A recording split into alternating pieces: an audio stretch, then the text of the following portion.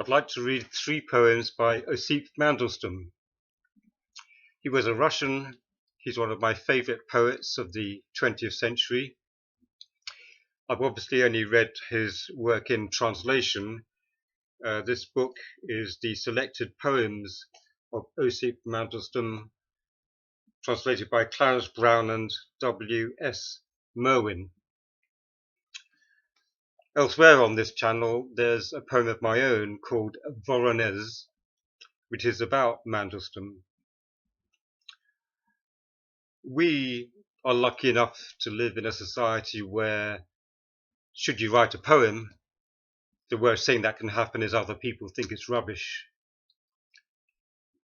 Mandelstam lived in a society where, if he wrote a poem, it could be a death sentence.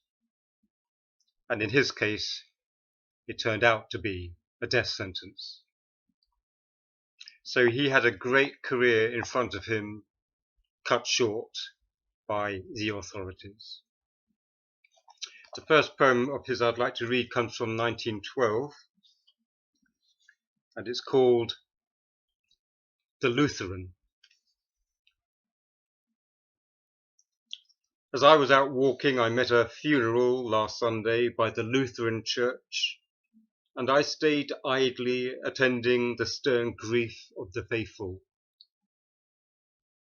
None of the words of their language came through. Nothing gleamed but the thin bridles and the dull glint of the horseshoes reflected on the streets empty for Sunday.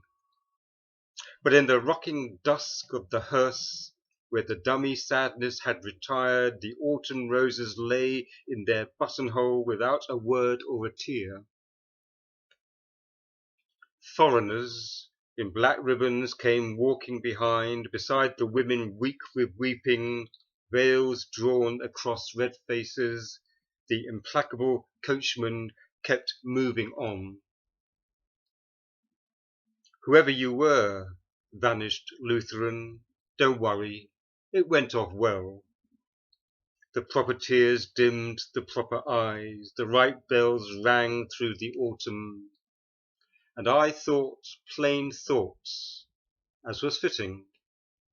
We're not prophets nor apostles. Hell has no fears for us. We repent for no heaven. Our candles make a twilight at noon.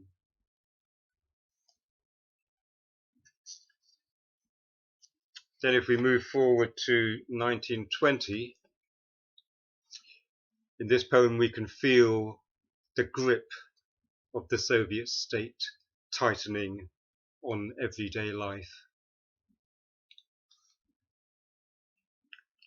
We shall meet again in Petersburg as though we had buried the sun there, and then we shall pronounce for the first time the blessed word with no meaning.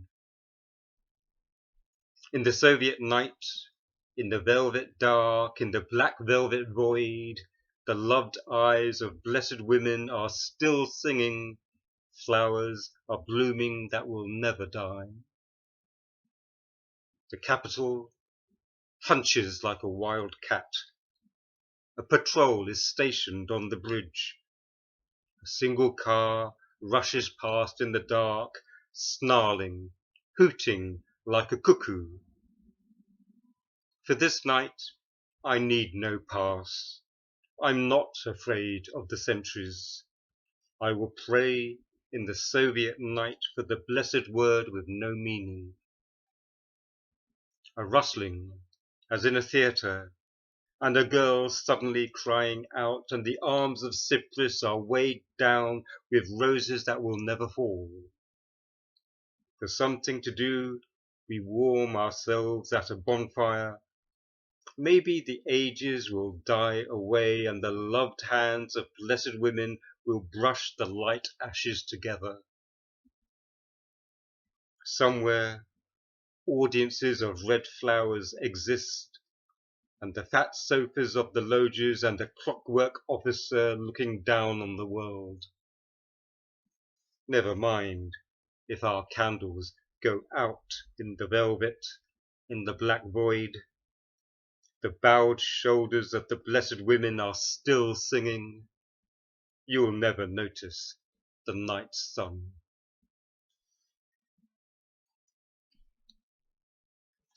And the third poem I'll read, which became known as the Stalin Epigram, was the cause of Mandelstam's first arrest. It was written in 1933.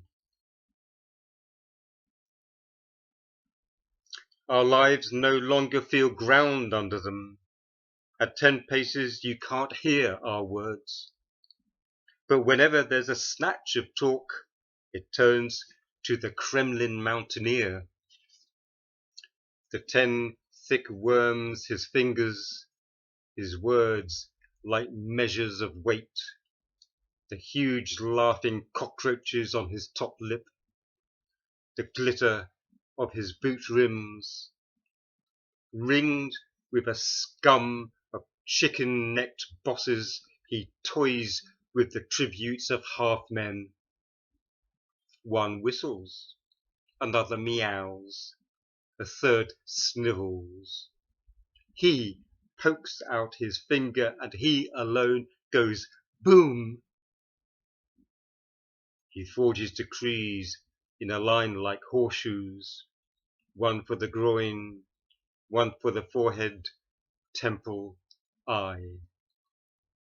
He rolls the executions on his tongue like berries. He wishes he could hug them like big friends from home. After his second arrest, which I think was in 1938, Mandelstam was sent to the Gulag, and there he perished in the winter of that year.